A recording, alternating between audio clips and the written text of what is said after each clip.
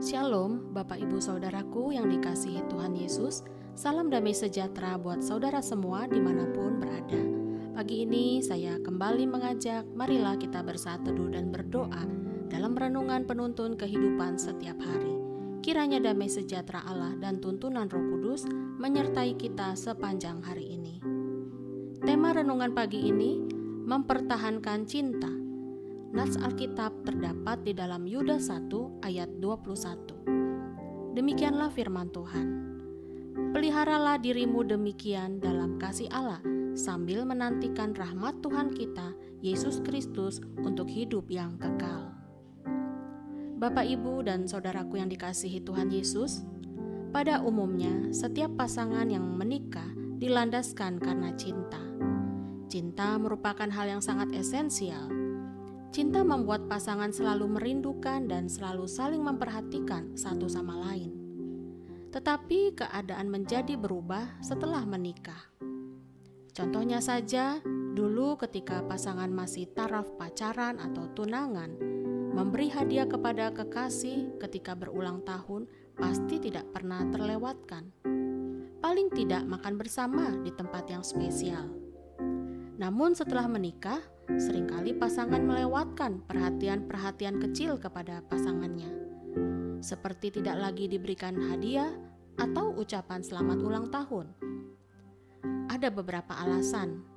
Ya, mungkin karena kesibukan, sehingga jadi lupa hari ulang tahun istri atau suami. Mungkin juga merasa tidak perlulah diperingati.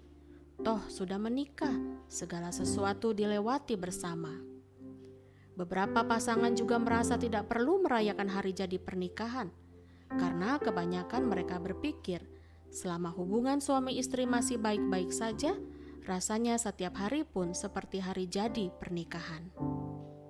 Saudaraku, mempertahankan cinta dalam pernikahan sama pentingnya dengan mempertahankan cinta kepada Tuhan. Cinta dalam pernikahan harus dirawat dan dijaga, karena dampaknya akan sangat besar, terutama kepada anak-anak. Demikian juga ketika cinta kita dengan Tuhan selalu terjaga, maka api roh kita selalu menyala. Kita menjadi kuat melewati badai apapun. Tahukah saudara, ketika seseorang merasakan jatuh cinta pertama kali dengan Tuhan, hati kita selalu ingin dekat dengan Dia. Bahkan kita selalu rindu menyenangkan hatinya. Namun dengan berlalunya waktu, cinta kita mulai surut. Kita pun mulai dingin kepada Tuhan. Oleh sebab itu, saudaraku, kita perlu merenungkan firman Tuhan dalam kitab Yudas ini, bahwa sebagai orang-orang percaya, kita harus tetap memelihara diri kita di dalam kasih Tuhan. Untuk apa, saudara? Untuk mempertahankan persekutuan kita dengan Bapa di surga. Ingatlah, dalam kasih Tuhan itu ada perlindungannya. Perlindungan terhadap apa? Terhadap serangan iblis yang berjalan keliling untuk memangsa siapa saja yang dapat ditelannya. Ketika dalam pernikahan pun kita tidak berusaha merawat atau memelihara hati kita untuk tetap cinta kepada pasangan, maka yang terjadi adalah kita mulai dingin terhadap pasangan kita.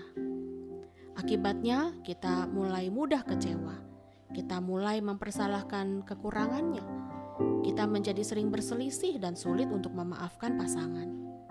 Kalau pasangan tidak berusaha mengupayakan untuk menyelesaikan konflik ini dan memperbaikinya, saudara, maka akan banyak bahaya di luar sana yang akan berusaha menggoda kita, menjerat kita, dan membujuk kita untuk berbuat dosa. Saya ingin mengutip sebuah kalimat yang sangat penting yang saya rasa kita perlu tahu dari sebuah buku How to Maintain Love in Your Marriage.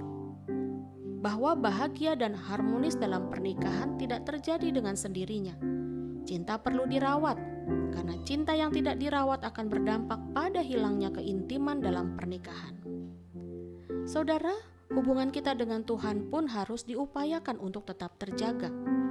Bahkan Yesus pernah berkata dalam Yohanes 15 ayat 9-10, "Seperti Bapa telah mengasihi aku, demikianlah juga aku telah mengasihi kamu. Tinggallah di dalam kasih-Ku itu. Jikalau kamu menuruti perintah-Ku, kamu akan tinggal di dalam kasih-Ku, seperti aku menuruti perintah Bapa-Ku dan tinggal di dalam kasih-Nya." Jadi ada 3 keuntungan mengapa kita harus memelihara diri tinggal dalam kasih Tuhan. Pertama, supaya keadaan kita tetap baik, karena di luar kasih-Nya kita sudah pasti kehilangan anugerah-Nya. Yang kedua, supaya kita mampu hidup dalam firman-Nya, karena di dalam kasih Tuhan kita diajar untuk mendengar dan melakukan kehendak-Nya. Dan yang ketiga, supaya kita berbuah banyak, karena di dalam kasih Tuhan kita diajar bagaimana kita bertumbuh dalam buah-buah roh. Di akhir renungan ini, saya mengajak saudara, marilah kita merawat cinta kita dengan Tuhan dan merawat cinta kita dalam pernikahan. Amin. Mari kita berdoa saudara. Tuhan Yesus, kami bersyukur karena hari ini firman-Mu berkata agar kami tetap menjaga diri kami dalam kasih Tuhan. Itu berarti Tuhan ingin agar kami tetap terpelihara dalam kasih karunia-Mu, yaitu berupa perlindungan, arahan, dan kehendak-Mu. Berikanlah kami hati yang terus mengasihi-Mu Bapa, karena hati yang mengasihi Tuhan akan terimpartasi dalam pernikahan kami. Di dalam nama Tuhan Yesus kami berdoa. Amin. Kiranya berkat yang sempurna dari Allah Bapa, kasih karunia dari Tuhan Yesus Kristus, dan persekutuan yang indah dengan Roh Kudus menyertai kita dari sekarang ini dan sampai selama-lamanya. Maju terus dalam tuntunan Tuhan saudara, tetap semangat, sampai jumpa esok hari di penuntun kehidupan setiap hari, dan Tuhan Yesus memberkati.